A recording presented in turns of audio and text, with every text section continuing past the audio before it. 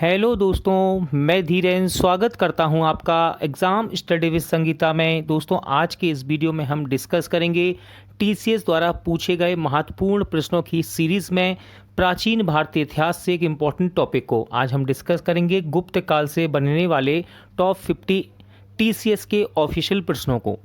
दोस्तों, ये सीरीज़ जो कि टीसीएस के ऑफिशियल प्रश्नों की सीरीज़ है। इस सीरीज़ में आज हम गुप्त काल से बनने वाले वही इंपॉर्टेंट क्वेश्चन देखेंगे जो कि परीक्षा में बार बार रिपीट होते हैं और जो टीसीएस के द्वारा की गई यानी कि करवाई गई विभिन्न प्रतियोगिता परीक्षा में रिपीट हुए हैं। ये वीडियो आपके लिए आने वाली प्रतियोगिता परीक्षाओं के लिए इंपॉर्टेंट रहेगा, चाहे वे रेलवे के एग्ज़ाम हो, एसएससी के या फिर किसी स्टेट लेवल के एग्ज़ाम। जो भी परीक्षाएँ टीसीएस के द्वारा आयोजित की जाती हैं उन परीक्षाओं से पहले दोस्तों आपको ये वीडियो अवश्य देखकर जाना चाहिए, क्योंकि यहाँ से क्वेश्चन एक्सपेक्टेड होने के साथ साथ दोबारा से रिपीट होने की संभावना बहुत ज़्यादा रहती है। वीडियो यदि आपको ये अच्छा लगे, हेल्पफुल लगे तो प्लीज़ वीडियो को लाइक और शेयर जरूर कीजिएगा। और यदि अब तक आपने हमारे चैनल को सब्सक्राइब नहीं किया है तो प्लीज़ चैनल को सब्सक्राइब जरूर कीजिएगा, जिससे कि आपको मेरे आने वाले नए वीडियो का नोटिफिकेशन टाइम पर मिलता रहे। तो चलिए स्टार्ट करते हैं। गुप्त साम्राज्य। गुप्त साम्राज्य का संस्थापक किसे माना जाता है? तो देखिए, श्री गुप्त को गुप्त साम्राज्य का संस्थापक माना जाता है। गुप्तों की राज दरबार की भाषा क्या थी? तो गुप्तों की राज दरबार की भाषा थी संस्कृत। गुप्त काल में चांदी में कौन सा सिक्का जारी किया गया? तो देखिए, गुप्त काल में जो चांदी का सिक्का जारी किया गया था उसको कहते थे रूपक। क्या? रूपक। किस राजवंश के सिक्कों से संगीत के प्रति उनके प्रेम का पता चलता है? तो ये राजवंश है गुप्त राजवंश। गुप्त शासक समुद्रगुप्त को अपने सिक्कों पर किस वाद्य यंत्र को बजाते हुए दिखाया गया है? देखिए, टीसीएस में क्वेश्चन पूछा गया टीसीएस के द्वारा, तो बीणा बजाता था ये। देखिए, बीणा लिखा है, सही है, कहीं कहीं आपको बीणा भी मिलेगा, बीणा। गुप्त काल में सर्वाधिक संख्या में सिक्के जारी किए गए। देखिए, सर्वाधिक संख्या में सबसे पहले जारी किसने किए? कुषाण शासकों ने सोने के। अब कह रहा है गुप्त काल में सर्वाधिक संख्या में सिक्के जारी किसने किए? तो ये सोने के सिक्के जारी किए थे गुप्त शासकों ने। किस राजवंश के शासन को भारतीय इतिहास का स्वर्ण काल कहा जाता है? तो गुप्त साम्राज्य को भारतीय इतिहास का स्वर्ण काल कहते हैं। अजंता की चित्रकारी किससे संबंधित है? तो अजंता की चित्रकारी गुप्त काल से ही संबंधित है। अजंता की गुफाओं का निर्माण हुआ तो ये गुप्त काल में हुआ था। कब? गुप्त काल में। गुप्त काल के चित्रकारी के सर्वोत्तम नमूने किस स्थान पर देखे जा सकते हैं? तो इसको अजंता पर आप देख सकते हैं। गुप्त वंश क्यों प्रसिद्ध था? तो कला और वास्तुकला के लिए प्रसिद्ध था गुप्त वंश। चंद्रगुप्त प्रथम ने लिच्छवियों से किस शहर को दहेज के रूप में प्राप्त किया था? राइट आंसर है पाटलिपुत्र को। किसे? पाटलिपुत्र को। लिच्छवी दोहित्र किसे कहा जाता है? तो चंद्रगुप्त प्रथम को कहा जाता है लिच्छवी दोहित्र। गुप्त शक की स्थापना किसने की थी? तो गुप्त शक की स्थापना की चंद्रगुप्त प्रथम ने। महाराज अधिराज की भव्य उपाधि धारण करने वाला गुप्त वंश का प्रथम शासक कौन था? तो देखिए, महाराज अधिराज की भव्य उपाधि धारण करने वाला गुप्त वंश का पहला शासक था चंद्रगुप्त प्रथम। अपनी जीत के कारण भारत का नेपोलियन किसे कहा गया? तो भारत का नेपोलियन कहलाता है समुद्रगुप्त। किस स्तंभ शिलालेख में समुद्रगुप्त की उपलब्धियां दर्ज हैं जिसे उसकी विजय के लिए भारत का नेपोलियन कहा जाता है? तो ये दर्ज है इलाहाबाद स्तंभ में। ठीक है, इलाहाबाद स्तंभ शिलालेख की रचना किसने की थी? तो ये की हरिसेन ने। किसने? हरीश सेना ने की थी। आर्यभट्ट, कालिदास, धन्वंतरी और बारहमीर के प्रसिद्ध नाम किस गुप्त सम्राट के दरबार में थे? ये तो ये थे चंद्रगुप्त द्वितीय के दरबार में थे सभी के सभी। विक्रमादित्य की उपाधि धारण करने वाला गुप्त राजा कौन था? राइट आंसर है चंद्रगुप्त द्वितीय, जिसने विक्रमादित्य की उपाधि को धारण किया। चीनी यात्री फायान किस गुप्त राजा के शासनकाल में भारत आया था? तो यह आया था चंद्रगुप्त द्वितीय के शासनकाल में। इंपॉर्टेंट क्वेश्चन है ये।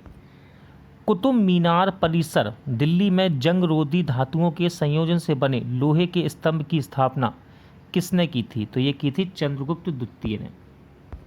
बारहमीर का पंच सिद्धांत किससे संबंधित है? तो बारहमीर का पंच सिद्धांत खगोल विज्ञान से संबंधित है। किससे? खगोल विज्ञान से। गुप्त काल में एक महान खगोल शास्त्री और गणितज्ञ जिन्होंने शून्य का आविष्कार किया था कौन थे? तो उनका नाम है आर्यभट्ट। ठीक है, आयुर्वेद के चिकित्सकों द्वारा चिकित्सा के देवता के रूप में किसे सम्मानित किया गया है? सही आंसर है धन्वंतरी। कौन सा साहित्यिक कार्य शास्त्रीय संस्कृत साहित्य से संबंधित है? तो ये है मेघदूतम। मेघदूतम। किस गुप्त राजा ने हूणों को भारत पर आक्रमण करने से रोका था? तो स्कंदगुप्त ने रोका था हूणों को भारत पर आक्रमण करने से। सबसे पुराना विश्वविद्यालय कौन सा है? तो नालंदा विश्वविद्यालय सबसे पुराना है। गुप्त काल के बाद कौन सा विश्वविद्यालय प्रसिद्ध हुआ? तो गुप्त काल के बाद सबसे ज़्यादा प्रसिद्ध हुआ दोस्तों नालंदा विश्वविद्यालय। नालंदा विश्वविद्यालय भारत के किस राज्य में है? तो ये बिहार में पड़ता है। कहाँ पर है? बिहार में है नालंदा विश्वविद्यालय, ध्यान रखिएगा। पंचतंत्र की कहानियों का संकलन किसने किया? तो विष्णु शर्मा के द्वारा लिखा गया, ऐसे कह सकते हैं आप, या फिर संकलित किया गया पंचतंत्र की कहानियों को। एक गुप्त शासक था, तो देखिए विक्रमादित्य एक गुप्त शासक था। महान भारतीय कवि और नाटककार महाकवि कालिदास ने कौन सी पुस्तकें लिखी? तो इन्होंने इंपॉर्टेंट पुस्तकें इनकी अभिज्ञान शकुंतलम, रघुवंशम, मेघदूतम, विक्रमोर्वशीयम और कुमार संभवम, ये सभी कालिदास की पुस्तकें हैं। इंपॉर्टेंट बुक है एक और, मालविकाग्निमित्रम के लेखक कौन है? तो इस बुक को भी लिखा है कालिदास ने और ये मोस्ट इंपॉर्टेंट बुक है इनकी। राज्य कला, आर्थिक नीति और सैन्य रणनीति पर एक प्राचीन भारतीय ग्रंथ है जिसे संस्कृत में लिखा गया था। कौटिल्य को पारंपरिक रूप से इसके लेखन के रूप में श्रेय दिया जाता है। तो इसका नाम क्या है इस काव्य का? देखिए, तो इसको कहते हैं अर्थशास्त्र। ठीक है, अर्थशास्त्र की बात हो रही थी ये। सबसे पहले पाई के मान की गणना किसने की? तो पाई के मान की गणना की थी आर्यभट्ट ने। किसने? आर्यभट्ट ने। बारहमिहिर ने कौन सी पुस्तक लिखी? तो बारहमिहिर ने लिखी थी बृहत संहिता। कौन सी पुस्तक लिखी? बृहत संहिता। कौटिल्य कहाँ के प्रधानमंत्री थे? देखिए, कौटिल्य प्रधानमंत्री थे चंद्रगुप्त मौर्य के। किसके? चंद्रगुप्त मौर्य के प्रधानमंत्री थे कौटिल्य। गुप्त काल के दौरान सिक्कों, सोने के सिक्कों को कहा जाता था, तो इसको दीनार कहते थे। ठीक है। कौन सा राजा समुद्रगुप्त के दरबारी कवि और मंत्री थे? तो इनका नाम है हरीश सेना। ठीक है। कौन राजा समुद्रगुप्त के दरबारी कवि और मंत्री थे? तो इनका नाम है हरीश सेना। प्रसिद्ध पुस्तक मेघदूत के लेखक कौन है? तो कालिदास जी के द्वारा लिखा गया है इस बुक को, मेघदूत को। तक्षशिला विश्वविद्यालय में राजनीति विज्ञान और अर्थशास्त्र के प्रधानाध्यापक कौन थे? तो उनका नाम है कौटिल्य। नालंदा विश्वविद्यालय महाविहार का निर्माण किसने शुरू किया था? तो कुमारगुप्त ने इसको शुरू किया था। चंद्रगुप्त प्रथम का उत्तराधिकारी उसका पुत्र कौन था? तो इसका नाम है समुद्रगुप्त। क्या नाम है? समुद्रगुप्त। गुप्त वंश का अंतिम मान्यता प्राप्त राजा कौन था? तो गुप्त वंश का अंतिम मान्यता प्राप्त राजा था विष्णुगुप्त। क्या नाम है? विष्णुगुप्त।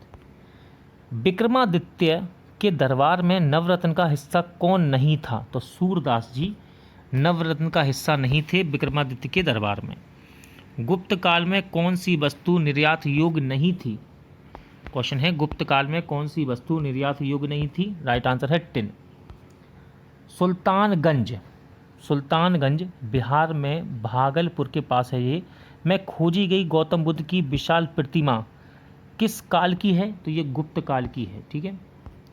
ब्रह्मगुप्त ने किसको संदर्भित करने के लिए कुट्टका और कुट्टका गणिता शब्द इस्तेमाल किया था? तो इन्होंने बीज गणित के लिए ये शब्द यूज किए हैं। प्रसिद्ध गुप्त काल दशावतार मंदिर, जिसे उत्तर भारत में सबसे पहले पंचायतन मंदिरों में से एक के रूप में मान्यता प्राप्त है, कहाँ स्थित है? तो ये देवगढ़ में स्थित है। कहाँ? देवगढ़ में। गुप्त शासकों ने कहाँ एक जुर्माना लगाया जो हल के मालिक द्वारा प्रत्येक किसान द्वारा भुगतान किए जाने वाला हल कर था? तो इसका नाम है हलीवा कर। क्या नाम है? हलीवा कर। आज का टॉपिक यहीं एंड होता है। जल्द मिलते हैं नए टॉपिक के साथ।